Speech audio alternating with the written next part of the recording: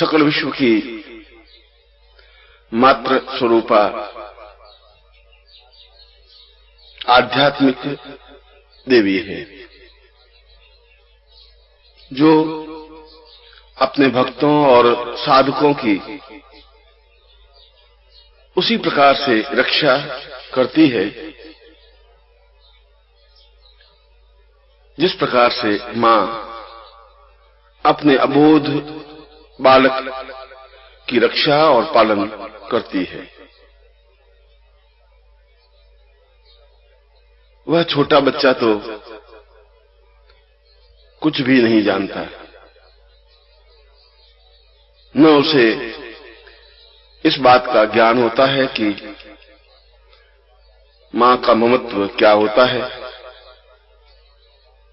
न उसे इस बात की चिंता होती है कि मां कितने कष्ट और दुख झेलकर उसका पालन पोषण कर रही है, और न उसे इसकी फिक्र होती है कि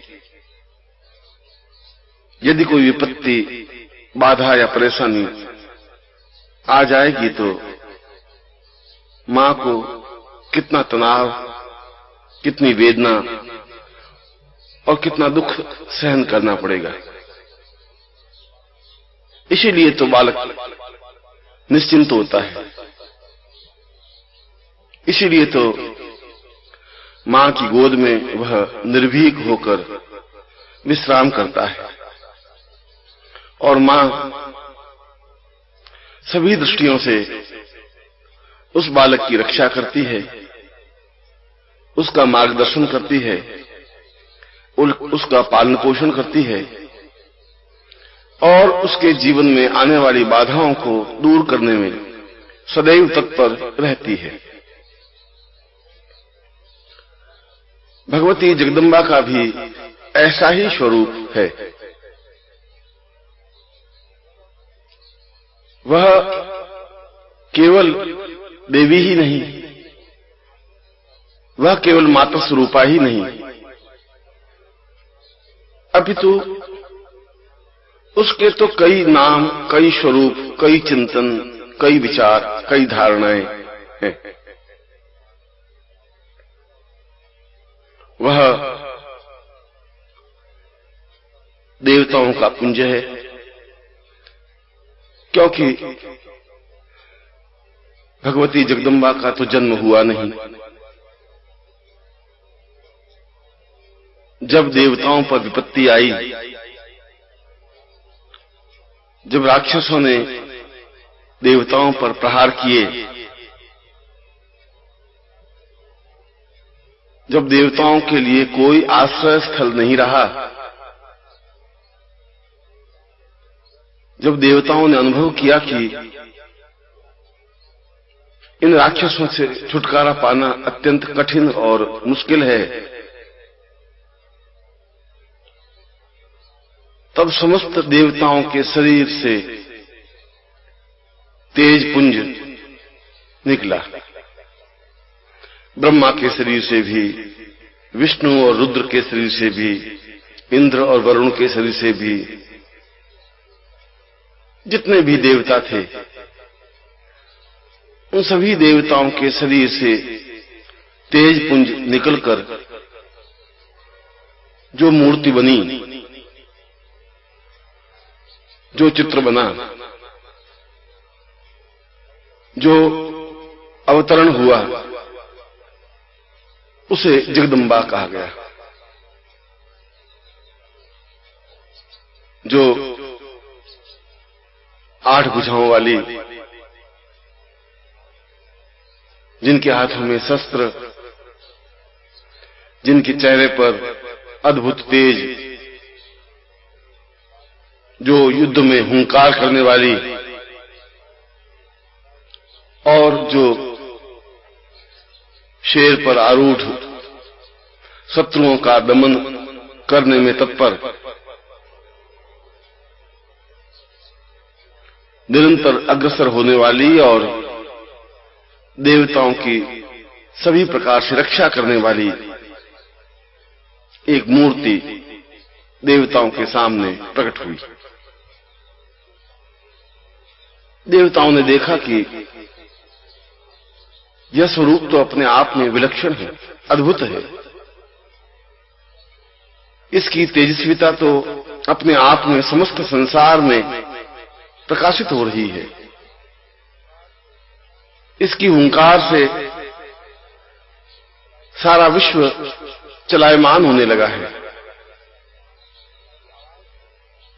इसकी आवाज से दैत्यों के हृदय कांपने लगे हैं, जो प्रहार करने में वज्र की तरह समर्थ है, मगर साथ ही साथ माता स्वरूपा भी है, जो अपने भक्तों और साधकों की रक्षा करने में सदैव तत्पर रहती है, जो एक साथ ही महाकाली बनकर शत्रुओं का प्रचंड दमन करने में समर्थ है, महालक्ष्मी बनकर शिष्यों और साधकों को संपन्नता देने में समर्थ है, महासरस्वती बनकर जो मनुष्यों को बुद्धि और चेतना देने में समर्थ है। ऐसी ही त्रिगुणात्मक स्वरूपा भगवती जगदम्बा का देवता लोग सत सत वंदन करने लगे।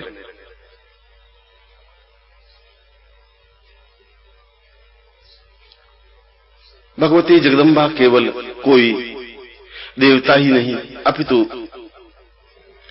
समस्त विश्व की अधिष्ठात्री है, जो निद्रा रूप में भी विद्यमान है, क्षुधा रूप में भी विद्यमान है, पालन पोषण करने में भी विद्यमान है, बुद्धि के क्षेत्र में भी श्रेष्ठता और अप्रतिमेयता देने में समर्थ है, जिसके सैकड़ों नाम हैं, सैकड़ों स्वरूप हैं, जिसके हाथ में अक्षर, परशु, गदा, कुलिश, धनु, दंड और विविध आयुध हैं, जिनके द्वारा वह शत्रुओं पर प्रहार करती है, आने वाली परेशानियों और तनावों को दूर करने में समर्थ है, जो अपने आप में ही श्रेष्ठ और अद्वितीय है। ऐसी मूर्ति, ऐसे विग्रह को देखकर देवताओं ने हर्ष तो अनुभव किया ही, उन्हें यह भी विश्वास हुआ कि आने वाले समय में मानव जाति के कल्याण के लिए भक्तों और साधकों की समस्याओं को दूर करने के लिए इससे श्रेष्ठ कोई विग्रह नहीं हो सकता, क्योंकि यह एकमात्र ऐसा विग्रह है जो प्रहार करने में भी समर्थ है, जो पालन करने में भी समर्थ है, जो उत्पत्ति करने में भी समर्थ है, जो शत्रुओं का संहार करने में काल स्वरूप है, तो भक्तों की रक्षा और सहयोग करने में मात्र स्वरूप है। इसकी आराधना, इसका चिंतन, इसकी धारणा और इसका विचार अपने आप में जीवन का एक सौभाग्य है, जीवन की एक पूंजी है। मार्कंडेय एक अद्भुत और अद्वितीय ऋषि बने। उन्होंने अपने मार्कंडेय पुराण में भगवती जगदम्बा के संपूर्ण स्वरूप का चिंतन किया, विचार किया,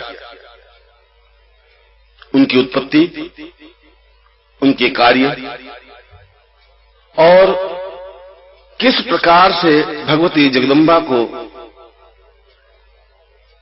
प्रसन्न किया जाए, साधा जाए, उनसे सहयोग लेने के लिए प्रयत्न किया जाए, इसका विस्तृत विवेचन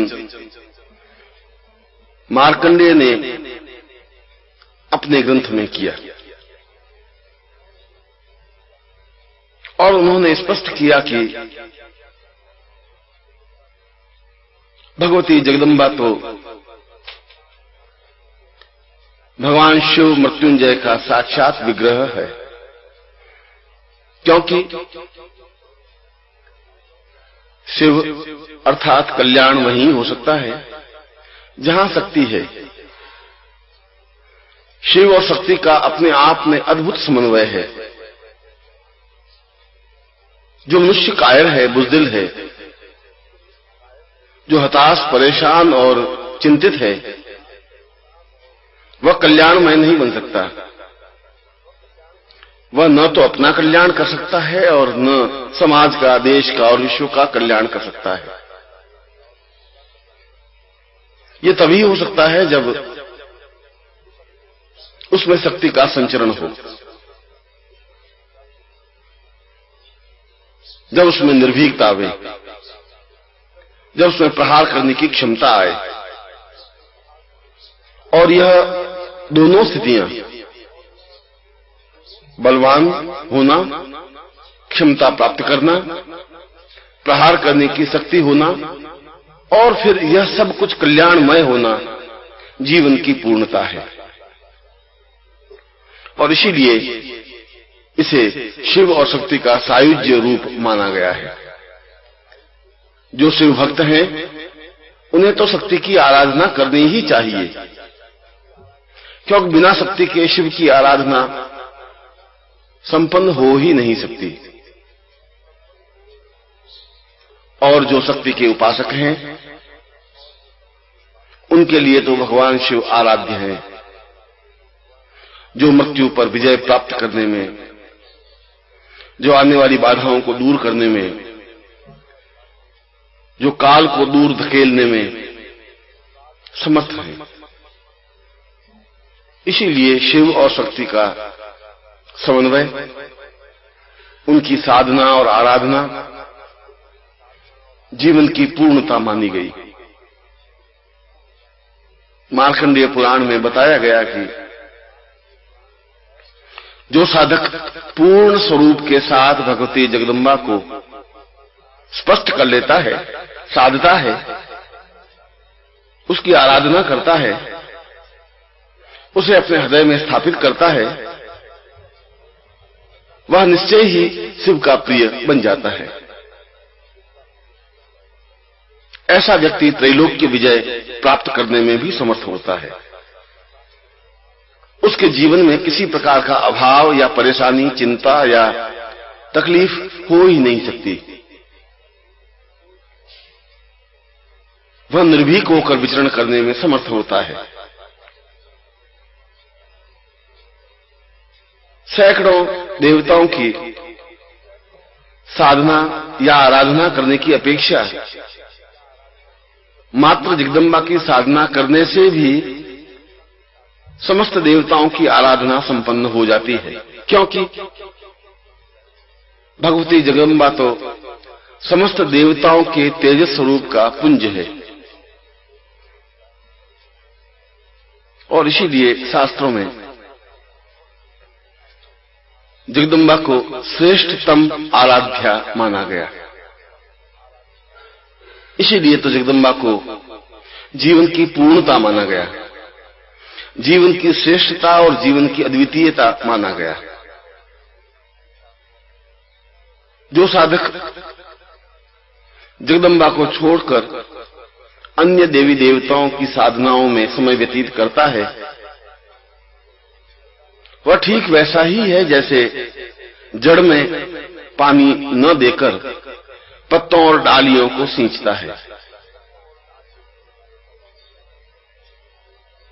जीवन की पूर्णता और पौधे का लहलहाना तो जड़ में पानी देने से ही संभव है। ठीक इसी प्रकार से जीवन को निर्भीक और निश्चिंत बना देने की कला, क्रिया तो जगदम्बा साधना से ही संभव है। और जो इसकी साधना सीख लेता है, समझ लेता है, जो जगदम्बा की आराधना संपन्न कर लेता है, जिसे जगदम्बा को प्रसन्न करने की क्रिया ज्ञात है, उसके जीवन में किसी प्रकार का कोई अभाव रह ही कैसे सकता है। और फिर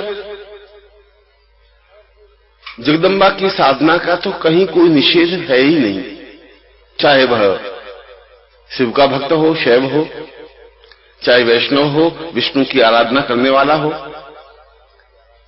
चाहे तांत्रिक हो, चाहे योगी हो, चाहे सन्यासी हो, चाहे गृहस्थ हो, चाहे किसी धर्म का मानने वाला हो, चाहे किसी चिंतक या विचारक का प्रणेता हो। जगदम्बा की साधना तो सबके लिए सर्वसुलभ है। किसी भी युक्ति से, किसी भी स्थिति से जगदम्बा की साधना संपन्न की जा सकती है। सैकड़ों प्रकार है जगदम्बा की साधना संपन्न करने के। मंत्रों के माध्यम से, स्तुति आराधना के माध्यम से, तंत्र के माध्यम से, योग के माध्यम से, रुद्रयामल के माध्यम से, शमशान साधना के माध्यम से, वैष्णव साधना से, दैविक क्रिया साधना के माध्यम से, अघोर पंथ से, नाथ पंथ से, और जितने भी पंथ, जितने भी संप्रदाय, जितनी भी साधनाएं, जितनी भी आराधनाएं हैं, उन सभी संप्रदायों में भगवती जगदम्बा की साधना का चिंतन है, विचार है। बड़े आश्चर्य की बात है कि एकमात्र जगदम्बा ही ऐसी साधना है जो प्रत्येक पंथ और प्रत्येक संप्रदाय में विद्यमान है। प्रत्येक प्रकार का व्यक्ति, साधक, सन्यासी, योगी इस प्रकार की साधना को संपन्न करने में गौरव अनुभव करता है। और फिर कलयुग में तो कलौ चंडी विनायको, कलयुग में तो केवल गणपति और जगदम्बा ही शीघ्र सिद्धि देने वाले देवता माने गए हैं। अन्य देवताओं की साधनाएं जहां कठिन हैं, लंबी हैं, वहां जगदम्बा की साधना सरल है, सामान्य है, स्पष्ट है, जो शीघ्र सिद्धिदायक है, जिसकी साधना करने से हाथों हाथ फल मिलता है। वह चाहे रक्षा करने की साधना हो, वह चाहे धन प्राप्त करने की साधना हो, वह चाहे व्यापार वृद्धि की साधना हो, वह चाहे परिवार की सुरक्षा और परिवार की उन्नति की साधना हो, वह चाहे स्वास्थ्य कामना की साधना हो, और चाहे अन्य फल इच्छा की साधना हो। सभी प्रकार की इच्छाओं का परिपालन जगदम्बा की साधना में निहित है। और साधक जब साधना संपन्न करता है तो साधना संपन्न होते होते ही उसको फल अनुभव होने लग जाता है, उसका कार्य संपन्न हो जाता है। इसीलिए तो कलयुग में जगदम्बा की साधना को सर्वश्रेष्ठ साधना कहा गया। इसीलिए तो कलयुग में समस्त साधकों को स्पष्ट किया गया कि जो जगदम्बा साधना नहीं कर सकता, जो जगदम्बा साधना नहीं करता, वह अपने आप में ही नुकसान प्राप्त करता है। क्योंकि इस साधना से जीवन की संपूर्णता का बोध स्वतः होने लगता है। क्योंकि इस साधना के माध्यम से साधक वह सब कुछ प्राप्त कर लेता है जो उसका अभीष्ट लक्ष्य है, चाहे मुकदमे में विजय प्राप्त करनी हो और चाहे आर्थिक उन्नति की इच्छा हो। यह अलग बात है कि इस साधना को समझना और सीखना आवश्यक है।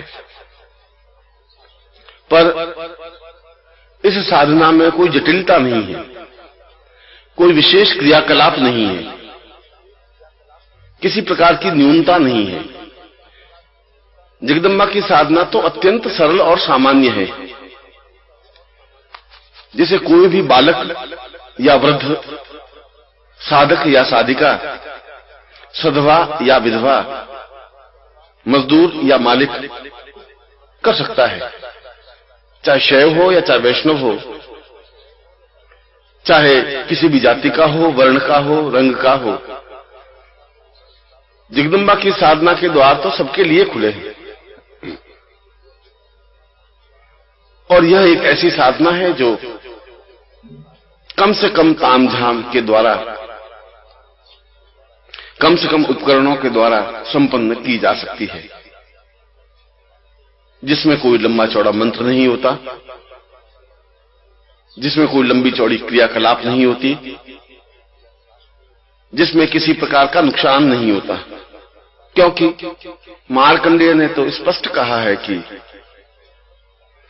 यदि कोई साधक जगदम्बा की साधना संपन्न करता है और साधना बीच में ही छूट जाए, साधना अधूरी रह जाए, अनुष्ठान किसी वजह से पूरा न हो सके या अनुष्ठान में कोई त्रुटि रह जाए, तब भी उसे कोई विपरीत प्रभाव देखने को नहीं मिलता,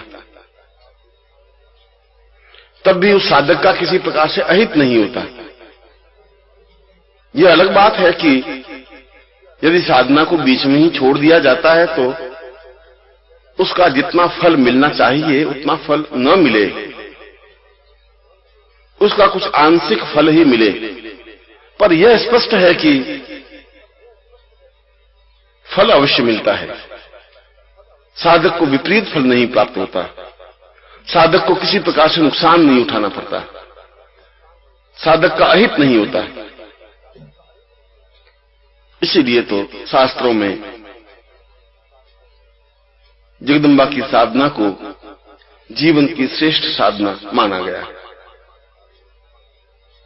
इसीलिए तो मानव जाति की कल्याण के लिए इस साधना को प्राथमिकता दी गई।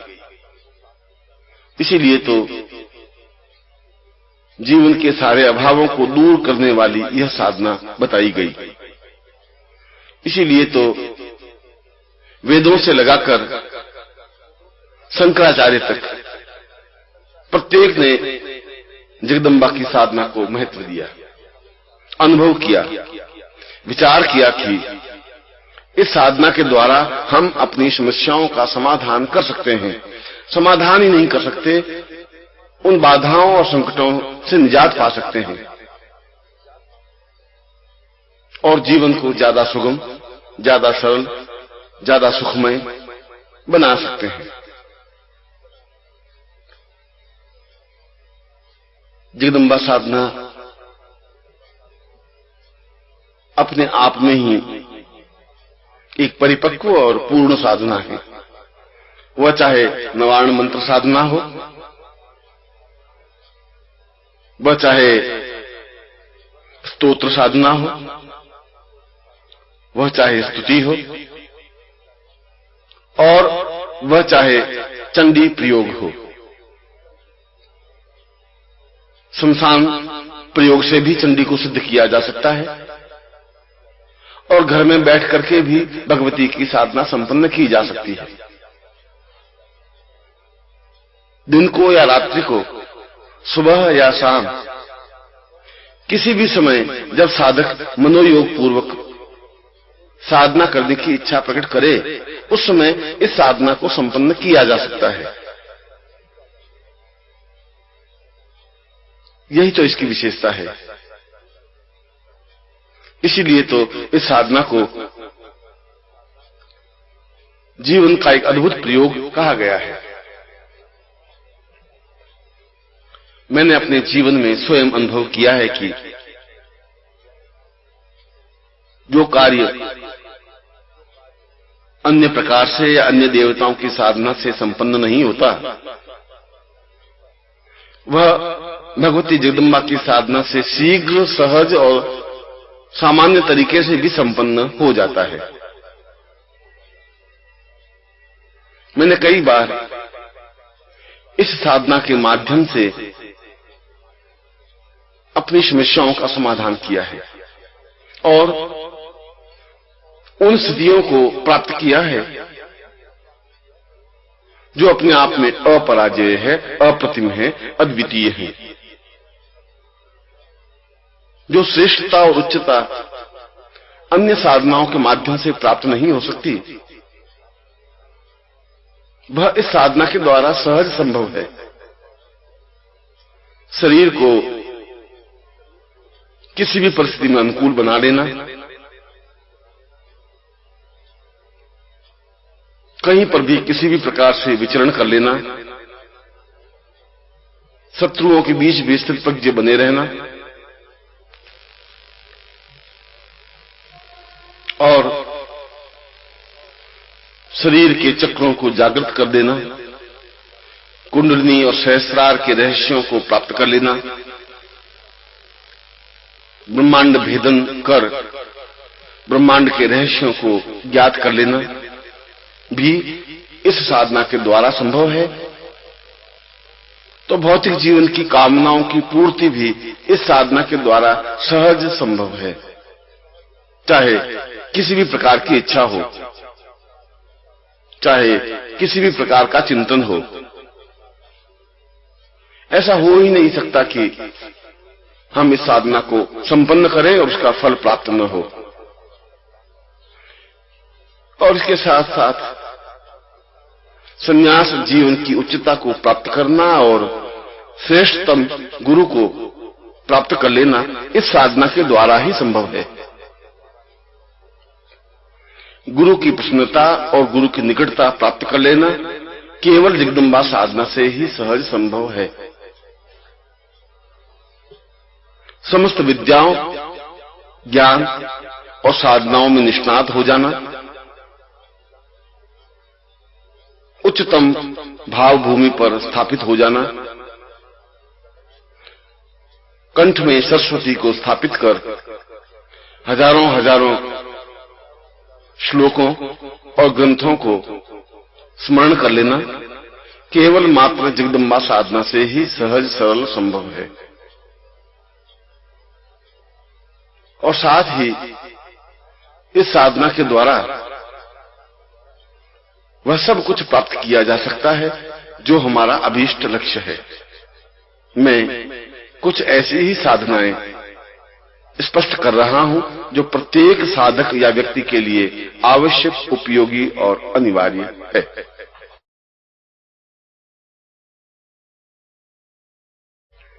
जगदम्बा साधना के कई स्वरूप हैं। मैं इनमें से कुछ स्वरूपों की साधना स्पष्ट कर रहा हूं।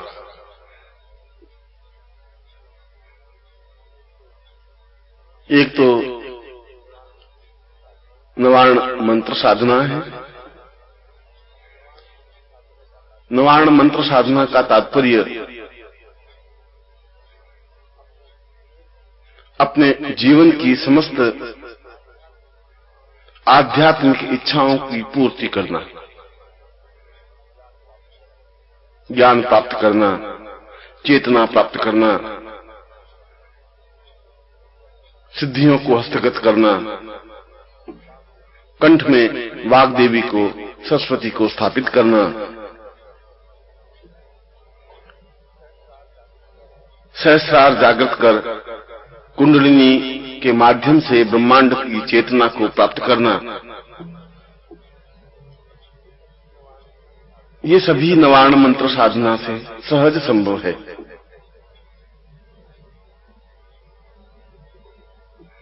इसके लिए नवार्ण यंत्र की आवश्यकता होती है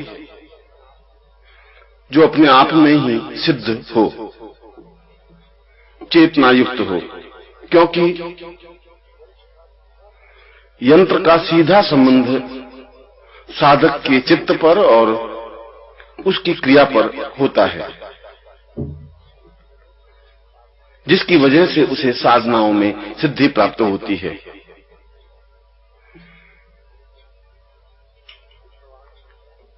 इस नवार्ण मंत्र के 9 अक्षर हैं, इसीलिए तो नववर्ण या नवार्ण मंत्र कहा गया।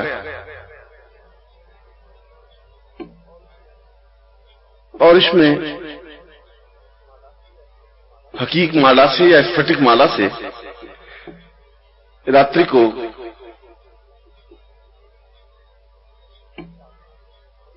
इस साधना को संपन्न करे और 9 लाख मंत्र जाप 21 दिन में संपन्न कर ले। इसके लिए समय अवधि और मंत्र जप संख्या निश्चित है। अनुष्ठान के रूप में साधना करने से ही तो सिद्धि प्राप्त होती है।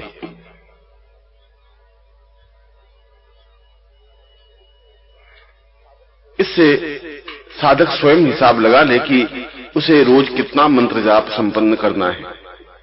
वह चाहे तो एक ही बैठक में मंत्र जप संपन्न कर सकता है और चाहे तो दिन में 2 बार या 3 बार बैठ करके भी मंत्र जप संपन्न कर सकता है। उच्च कोटि के योगी और सन्यासी जो ब्रह्मांड के रहस्यों को जानने के लिए उद्यत होते हैं, वे नवार्ण मंत्र की साधना को श्रेष्ठता देते हैं। वे चाहे अन्य साधनाएं संपन्न करें या न करें, नवार्ण साधना तो संपन्न करते ही हैं। और यह बात भी निश्चित है कि जब तक नवार्ण सिद्धि प्राप्त नहीं हो जाती, तब तक हृदय कमल विकसित नहीं होता, तब तक मूलाधार जागृत नहीं हो सकता, तब तक चेतना पुंज स्पष्ट नहीं हो सकता, तब तक सहस्रार भेदन नहीं हो सकता। यह सब कुछ तो नवार्ण की साधना के माध्यम से ही संभव है, क्योंकि इसके प्रत्येक बीज अपने आप में महाकाली, महालक्ष्मी और महासरस्वती के प्रतीक हैं। यह मंत्र अपने आप में अहंकार को समाप्त करने वाला है। यह व्यक्ति को अच्छी प्रवृत्तियों की ओर अग्रसर करने में सहायक है और मानसिक तनावों को दूर करने में यह मंत्र सर्वोत्तम है, क्योंकि इसके माध्यम से व्यक्ति अपने आप को, अपने परिवेश को, जीवन के रहस्यों को समझ सकता है, साधनाओं में सिद्धि प्राप्त कर सकता है और वह सब कुछ अनुभव कर सकता है जो जीवन के लिए आवश्यक है। मात्र जिंदा रहना ही जीवन नहीं है, अपितु जीवन के बारे में चिंतन करना और जीवन को समझना भी जरूरी है। इसीलिए शास्त्रों में कहा गया है कि जो जीवन में पूर्णता चाहते हैं, उन्हें चाहिए कि वे नवार्ण साधना को संपन्न करें। यह साधना किसी भी महीने की किसी भी तिथि से प्रारंभ की जा सकती है। केवल इसमें नवार्ण यंत्र की ही आवश्यकता होती है। इसके अलावा किसी भी प्रकार की दीप या अगरबत्ती की अनिवार्यता नहीं होती। इसमें यह भी नहीं देखा जाता कि साधक किस दिशा की ओर बैठा है या किस प्रकार का आसन है। आवश्यकता इस बात की है कि साधक पूर्णता के साथ नवार्ण मंत्र की निश्चित संख्या को संपन्न कर ले। और यह नवार्ण मंत्र है ऐं ह्रीं क्लीं चामुंडायै विच्चे। अपने आप में यह छोटा सा मंत्र होते हुए भी अत्यंत तीव्र प्रभावोत्पादक है, तुरंत असर करने वाला है और सारे शरीर को चेतना युक्त बनाने में सक्षम समर्थ है, क्योंकि इस मंत्र के द्वारा जीवन को चेतना युक्त बनाया जा सकता है, क्योंकि इस मंत्र के द्वारा जीवन को पूर्णता की ओर अग्रसर किया जा सकता है, क्योंकि इस मंत्र के द्वारा जहां महालक्ष्मी को प्रसन्न किया जा सकता है, वहां महाकाली का आशीर्वाद भी प्राप्त किया जा सकता है और साथ ही साथ भगवती जगदम्बा को प्रसन्न कर उनके साक्षात दर्शन करने के लिए यह मंत्र अपने आप में सर्वोत्तम है। यह जरूरी है कि इस साधना को संपन्न करने से पूर्व यदि साधक या साधिका किसी योग्य गुरु से निवारण दीक्षा प्राप्त कर लेता है तो उत्तम रहता है, या दूसरे शब्दों में कहा जाए तो उसे निवारण दीक्षा प्राप्त करनी ही चाहिए, क्योंकि इससे निवारण मंत्र अपने आप में ही साधक के पूरे शरीर में स्थापित कर दिया जाता है और सारा रोम रोम निवारण मंत्र उच्चरित करने लग जाता है। यह दीक्षा अपने आप में जटिल है और किसी सामान्य गुरु के बस की बात नहीं है कि वह इस प्रकार की दीक्षा प्रदान कर सके। यह तो तेजस्वी दीक्षा है जो स्वयं समर्थ गुरु हैं, जिन्होंने जगदम्बा साधना को संपन्न कर रखा है, जिन्होंने भगवती जगदम्बा को प्रत्यक्ष प्रकट किया है, वही इस साधना को संपन्न कर सकता है और वही इस प्रकार की दीक्षा प्रदान कर सकता है। यदि साधक को या शिष्य को ऐसे गुरु प्राप्त हो जाए और चाहे उसने अन्य किसी भी प्रकार की दीक्षा प्राप्त की हो, फिर भी उसे चाहिए कि वह अपने गुरु से प्रार्थना कर इस प्रकार की दीक्षा प्राप्त करे, अपने शरीर में निवारण को स्थापित करे और फिर उनकी बताई हुई विधि के अनुसार निवारण मंत्र का जप कर अनुष्ठान संपन्न करे। ऐसा करने पर निवारण सिद्धि प्राप्त होती ही है और यदि साधक चाहे या उसकी इच्छा हो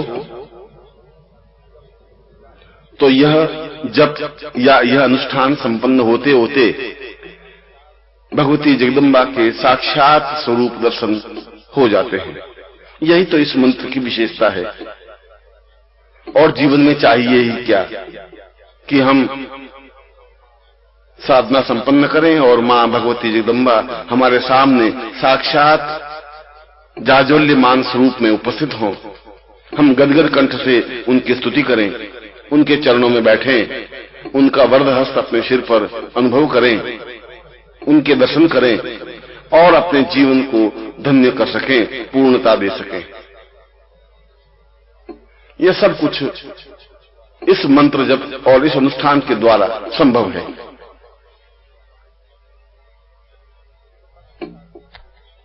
जगदम्बा की साधना के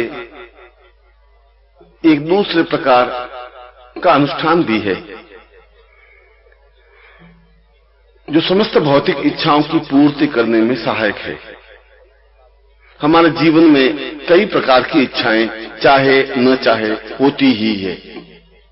धन की इच्छा, व्यापार वृद्धि की इच्छा, नौकरी में प्रमोशन की इच्छा, शरीर को स्वस्थ बनाए रखने की इच्छा, धन की रक्षा करने की इच्छा, राज्य की तरफ से किसी प्रकार की बाधा या अड़चन न आवे, इस प्रकार की इच्छा,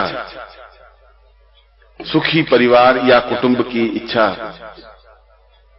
पुत्र प्राप्ति की इच्छा, परीक्षा में सफलता प्राप्त करने की इच्छा, या शत्रुओं पर प्रहार करने की या मुकदमे में सफलता प्राप्त करने की इच्छा, कई इच्छाएं हो सकती हैं।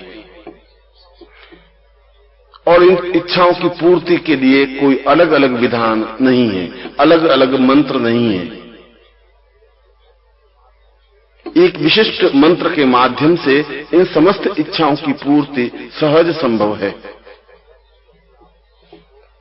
यह विधि अपने आप में गोपनीय और दुर्लभ रही है। उच्च कोटि के सिद्धाश्रम के योगी से यह साधना प्राप्त हुई थी, जिन्हें जगदम्बा का अभीष्ट ज्ञान और सिद्धि प्राप्त थी, जो सही अर्थों में जगदम्बा में लीन हो चुके थे, जिनके सामने जगदम्बा प्रत्यक्ष प्रकट होती ही थी। और स्वयं जगदम्बा ने इस मंत्र विग्रह और इस अनुष्ठान को स्पष्ट किया था। इसीलिए तो जो मैं प्रयोग बताने जा रहा हूं वह अपने आप में दुर्लभ और अप्रतिम है, जिसके माध्यम से हम अपने जीवन की सारी समस्याओं का समाधान कर सकते हैं। हम अपने जीवन की इच्छाओं की पूर्ति कर सकते हैं। हमारे जीवन में जो न्यूनता हो, जो कमी हो, जिसके माध्यम से और जिसकी वजह से हम परेशान हो, जो अभाव हो, जो कष्ट हो, बाधा या पीड़ा हो, उन सब को इस साधना के माध्यम से दूर किया जा सकता है।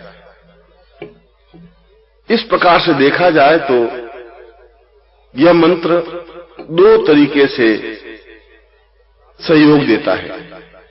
रचनात्मक, जो हमारी इच्छाओं की पूर्ति करता है, निषेधात्मक, जो हमारे अभावों को दूर करता है। किसी भी प्रकार की इच्छा की पूर्ति होना इस साधना की विशेषता है, और प्रत्येक साधक या शिष्य को इस प्रकार की साधना जीवन में संपन्न करनी ही चाहिए। यह साधना किसी भी महीने की अष्टमी से प्रारंभ करें या किसी भी शुक्रवार से प्रारंभ करें तो ज्यादा उचित रहता है।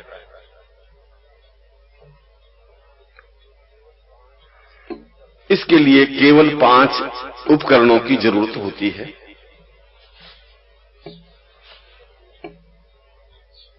नंबर 1,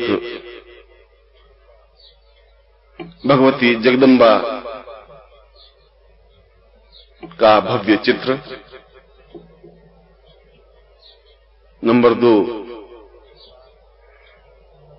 जगदम्बा सत सत रूपेण महायंत्र, जो अपने आप में ही मंत्र सिद्ध और प्राण चेतना युक्त होता है। नंबर 3, प्रामाणिक स्फटिक माला। नंबर 4, शीघ्र फल प्राप्ति यंत्र। और नंबर 5, सिद्धि गुटिका।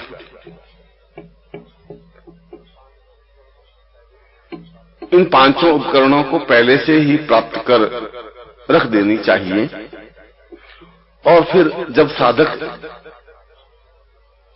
इस प्रकार की साधना संपन्न करने का निश्चय करे, तब अपने पूजा स्थान में या साधना स्थान में एक लकड़ी के बाजोट पर पीला कपड़ा बिछाकर किसी चांदी या तांबे के पात्र में इन यंत्रों को स्थापित कर दे और सामने भगवती जगदम्बा का चित्र रख दे। जो सिंह वाहिनी हो। फिर साधक पूर्व या उत्तर दिशा की ओर मुंह करके बैठे और सामने सुगंधित अगरबत्ती और घृत का दीपक प्रज्वलित कर दे। साधक स्वयं पीली धोती धारण करे और नाभि के ऊपर किसी प्रकार का वस्त्र न पहने।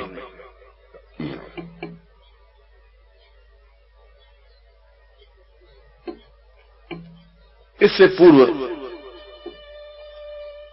यदि साधक अपने गुरु से जगदम्बा सत सत रूपेण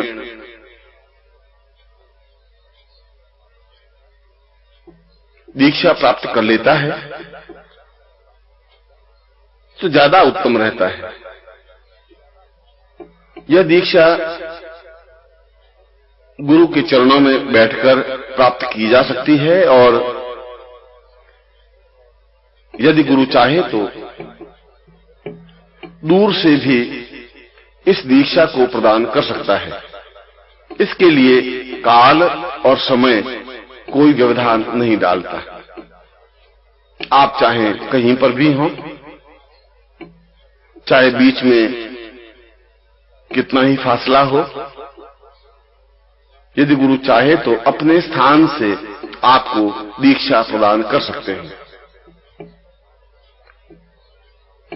ऐसी दीक्षा प्राप्त करके ही साधक को इस साधना में प्रवृत्त होना चाहिए।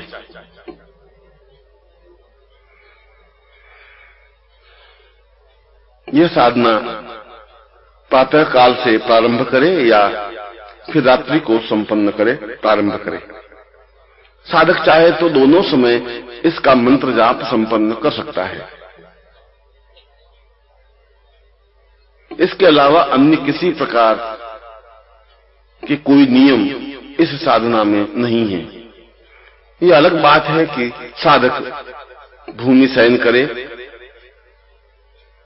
अथवा ब्रह्मचर्य व्रत से रहे अथवा कम भोजन करे।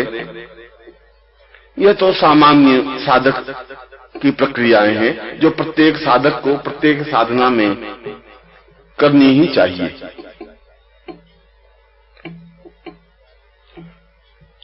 जब इस प्रकार की जगदम्बा सत सत रूपेण दीक्षा प्राप्त कर ले तब साधक गुरु आज्ञा प्राप्त कर इस साधना में प्रवृत्त हो। सबसे पहले यथा योग्य जैसा विज्ञान हो उस प्रकार से भगवती जगदम्बा का पूजन करे। उसे अक्षत पुष्प धूप दीप नैवेद्य से स्तुति चिंतन करे। अगरबत्ती और दीपक प्रज्वलित करे। फिर हाथ में जल लेकर संकल्प करे कि मैं अमुक गोत्र अमुक पिता का पुत्र अमुक नाम का साधक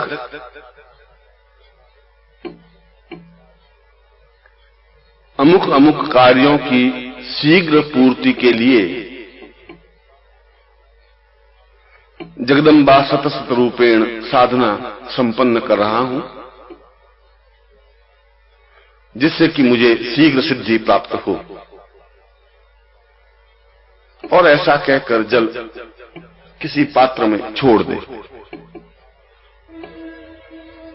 इसमें साधक एक या एक से अधिक इच्छाएं कह सकता है जो उसके जीवन की आवश्यकताएं हैं।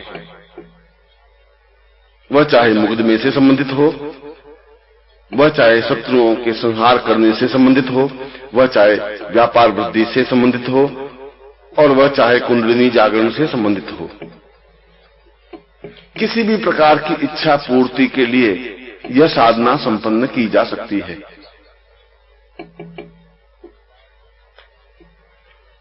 इसके बाद साधक या शिष्य मनोयोग पूर्वक मंत्र जप संपन्न करे।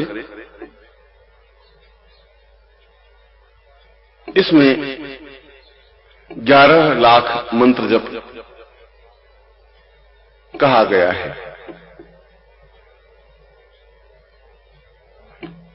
यदि 11 लाख मंत्र जप संपन्न न कर सके तो साधक 1.25 लाख मंत्र जप करने का अनुष्ठान संकल्प ले, क्योंकि इसके 3 चरण हैं, 1.25 लाख मंत्र जप, 5 लाख मंत्र जप और 11 लाख मंत्र जप। इसके लिए कोई समय अवधि निश्चित नहीं है, मगर यदि साधक 14 दिनों के भीतर भीतर इस मंत्र जप को संपन्न कर लेता है तो ज्यादा उचित है, ज्यादा अनुकूल है।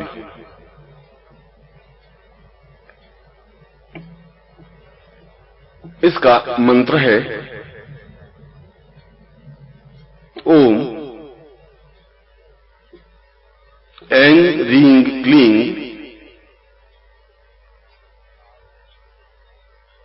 शीघ्र कार्य सिद्धय फट। बहुत छोटा सा मंत्र होते हुए भी अपने आप में सीधा और शीघ्र प्रभावोत्पादक है।